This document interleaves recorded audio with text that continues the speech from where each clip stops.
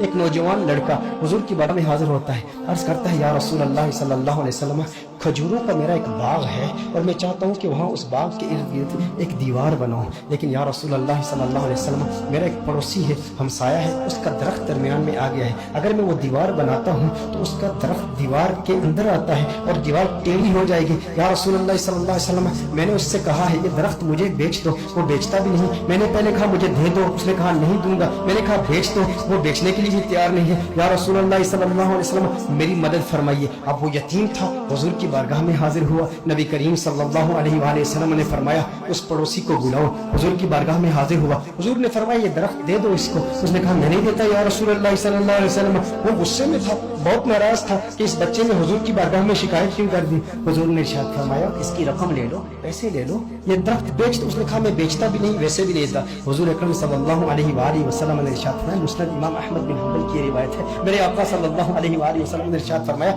اچھا ایسا کرو کہ یہ درخت تم اس کی قیمت بھی لے لو اور اس درخت کے بدلے جنت میں ایک ایسا درخت ہوگا کہ جس کا سایہ اتنا طویل ہوگا کہ اس کے نیچے اگر 100 سال تک ایک سوار اگر سواری کرتا رہے تو اتنی طوالت ہے اس کی، اتنا سایہ ہے اس کا، وہ درخت جنت کا بھی لے لو، اس نے کہا یا رسول اللہ صلی اللہ علیہ وسلم میں قبول نہیں کرتا۔ اب وہاں پر صحابہ کرام علیہم رضوان موجود ہیں، حضرت سیدنا ابو الدحداء رضی اللہ تعالی عنہ صحابی رسول موجود ہیں، عرض کرتے ہیں یا رسول اللہ صلی اللہ علیہ وسلم آقا اگر یہ درخت میں کسی طریقے سے اس سے خرید کر اس یتیم کو دے دوں تو کیا یہ آپشن میرے لیے بھی اوپن ہے کہ جنت میں مجھے بھی وہ درخت مل جائے گا؟ اگر یہ درخت اس کے پڑوسی سے میں خرید کر اس یتیم کو دے دوں، میں کہتا ہوں یتیم سے میرے آقا صلی اللہ علیہ وسلم کو کس قدر پیار ہے، میرے آقا صلی اللہ علیہ وسلم سے عرض کرتا ہے کہ اگر یہ کسی طریقہ سے خرید لوں، خرید کر میں اس یتیم کو دے دوں تو کیا یہ آپشن میرے لیے بھی اوپن ہے؟ نبی کریم صلی اللہ علیہ وسلم نے ارشاد فرمایا ہاں تیرے لیے بھی ہے۔ حضرت ابو الدحداء رضی اللہ تعالی عنہ فوراً اس شخص کے پاس جاتے ہیں، آپ فرماتے ہیں تو مجھے جانتا ہے؟ کہا جانتا ہوں، تو وہی ہے نا جس کے باغ میں 600 کھجور کے بڑے بڑے درخت ہیں، تیرا باغ اتنا مشہور ہے کہ مدینہ منورہ کے بڑے بڑے تاجر تیرے باغ کی کھجوریں کھانے کے انتظار میں رہتے ہیں، اور اس باغ کے اندر پھر اتنا بڑا محل تعمیر کیا ہوا ہے، میٹھے پانی کا کنواں ہے، تو اتنا مشہور بندہ ہے، تیرے باغ کے چرچے تو پورے مدینے میں ہے، پورے شہر میں ہر بندہ تجھے جانتا ہے۔ اس نے کہا کہ دیکھو کہ اگر تیرے اس ایک درخت کے عوض میں تمہیں اپنے 600 کھجور کے درختوں کا باغ دے دوں تو یہ سودا قبول ہے؟ یہ سودا قبول ہے؟ وہ حیران ہو گیا، یہ کیسے ہو سکتا ہے؟ ایک درخت اور ادھر اتنا بڑا باغ، ابو الدحداء کیا بات کر رہے ہو؟ کیا واقعی یہ سودا کرنا چاہتے ہو؟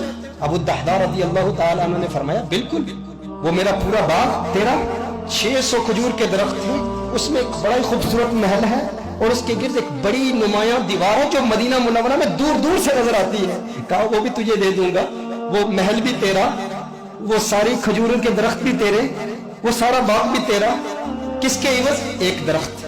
کہا ٹھیک ہے، اور حضور کی گواہی میں یہ سودا ہوتا ہے۔ اب ابو الدحداء رضی اللہ تعالیٰ عنہ فوراً وہاں سے جاتے ہیں، اب ان کی جو زوجہ ہے وہ اس باغ کے اندر ہے، باہر سے آواز دیتے ہیں اپنی زوجہ کو، ہے ام دحداء ذرا باہر آؤ باہر آؤ، میں نے اس باغ کو بیچ دیا ہے۔ اب ام دحداء جانتی ہیں یہ بہت بڑا تاجر ہے، بہت بڑا بزنس مین ہے، خسارے کا سودا نہیں کرتا، کبھی خسارے کا سودا نہیں کرتا۔ ام دحداء نے کہا ہے ابو الدحداء کیسے سودا کیا ہے؟ کہا جنت کے ایک درخت کے عوض میں نے بیچا ہے۔ اب دیکھو میرے دوستوں، اب دیکھو ام دحداء وہ نیک بخت خاتون، وہ خوش قسمت خاتون، اس کی عظمتوں کو سلام۔ آج آپ سوچیں کہ اگر آپ کی بیوی ہوتی اور آپ اپنے گھر جاتے اور اپنی بیوی سے کہتے ارے سنتی ہو باہر آ جاؤ باہر آ جاؤ، گھر سے باہر نکلو، یہ گھر اللہ کی راہ میں دے دیا ہے، وہ کہتی ارے ابھی تو یہ نیا ٹی وی رکھا ہے، ابھی کچھ زیورات رکھے ہیں، زیورات تو نکالنے دو، ارے نادان انسان تو نے کیا کیا، گھر ہی اللہ کی راہ میں دے دیا۔ ابو الدحداء رضی اللہ تعالیٰ عنہ نے باہر سے آواز دی، کہا ایک جنت کے درخت کے عوض۔ ام دحداء نے یہ بات سنی، کہا تم نے بڑے منافع کا سودا کیا ہے، بہت منافع کا سودا کیا ہے۔ ام دحداء فوراً اپنے بچوں کو پکڑ کے اس گھر سے باہر نکلتی ہے، باغ سے باہر نکلتی ہے، اب ننھے بچوں کے ہاتھ میں کچھ کھجوریں بھی ہیں، کھجوریں ان کے ہاتھ سے نکال کے کہتی ہے اب یہ کھجوریں ہماری نہیں ہے، میں نہیں چاہتی کہ کوئی ایک کھجور اللہ کے راہ میں دیے گئے مال سے میں اپنے جیب میں رکھ لوں، تو لے لے، کہیں اس کی وجہ سے جنت کے درخت میں ہمیں خسارہ نہ ہو، کہیں جنت کے درخت سے محروم نہ ہو جائے۔ ساری کھجوریں لے کر باغ کے اندر رکھ جاتی ہے۔ کہا کہ اس کا ایک ننھا بیٹا تھا، اس کے منہ میں ایک کھجور تھی، मुंह से खजूर निकाल कर फौरन बाग में रख दी।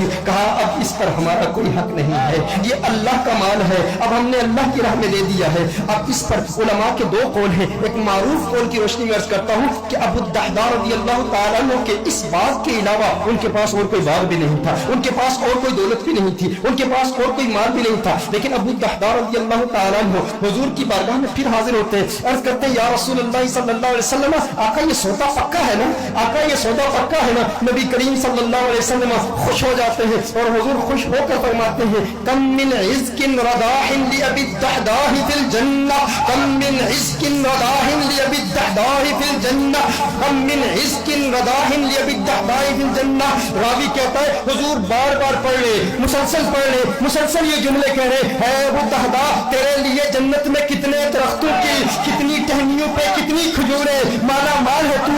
बार बार हुजूर इरशाद फरमा रहे बार बार यही जुमले। और दो रिवायात इसमें, दो मुख्तलिफ रिवायात में मुख्तलिफ अल्फाज है। कम मिन इज़्किन रदाहिन लि अबी दहदा फिल जन्नह। हुजूर अकरम सल्लल्लाहु अलैहि वसल्लम ने एक दूसरी रिवायत में फरमाया एक दरख्त के इवज एक दरख्त का सौदा किया था, अब तो तूने 600 दरख्त दे दिए तो जन्नत में 600 दरख्त तो कम से कम तुझे मिलेंगे ना। मैं मोहम्मद अरबी सल्लल्लाहु अलैहि वसल्लम जन्नत में देख रहा हूँ कि खजूरों के कितने दरख्त अल्लाह जल्ल व अला ने तुझे दे दिए हैं। मेरे दोस्तों इतनी कुर्बानी दी, एक यतीम की खातिर दी, लेकिन उन लोगों की कुर्बानी का अंदाज भी देखे, उनकी कुर्बानी का अंदाज भी निराला है। आज कोई कुर्बानी दे ना और उसे जन्नत की जमानत मिल जाए, या कोई कहे, कोई शेख ही कह दे, कोई स्कॉलर ही कह दे, कोई ऑर्गेनाइजेशन का मेंबर ही कह दे, कोई तहरीक वाला ही कह दे, इतना काम करे ना तो फिर तेरा काम कबूल हो जाएगा। वो कहते हैं मैंने तहरीक के लिए, मैंने दीन के लिए, मैंने इस मस्जिद की तामीर के लिए, मैंने कंजुल हुदा के लिए, मैंने दीनी ऑर्गेनाइजेशन के लिए, अपनी तहरीक के लिए इतना बड़ा काम किया, अब ये काम काफी है। लेकिन सहाबा किराम अलैहिम रिज़वान का ये मिजाज नहीं था।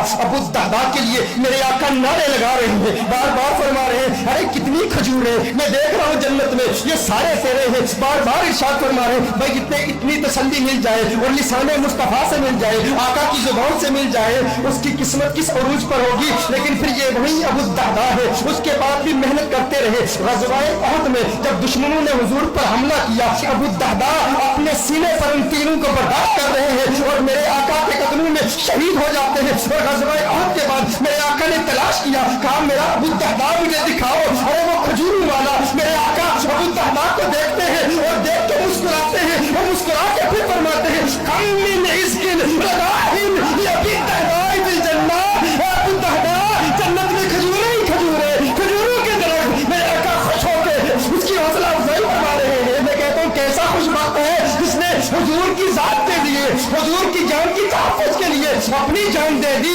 काश यूं मौत आए मेरे हमनशी, काश यूं मौत आए मेरे हमनशी, नज़ाका और हो जाए मंजर हसी, वो उधर अपनी जुल्फे संवारा करे और इधर दम हमारा निकलता रहे। हुजूर की जुल्फों का हसी, हुजूर की जुल्फों को देखता हुआ इस दुनिया से चला गया। दिल में, जिगर में, आंख में बस तू ही तू रहे, इसके सिवा न दिल में कोई आरज़ू रहे। इस एहतिमाम में शाख में सजदे करूं अदा, तेरा ख्याल आए तो दिल बावजू रहे। और जन्नत मेरे नसीब की वाइस को बख्श दे, मेरे कफन में गैस में जाना की भूल है।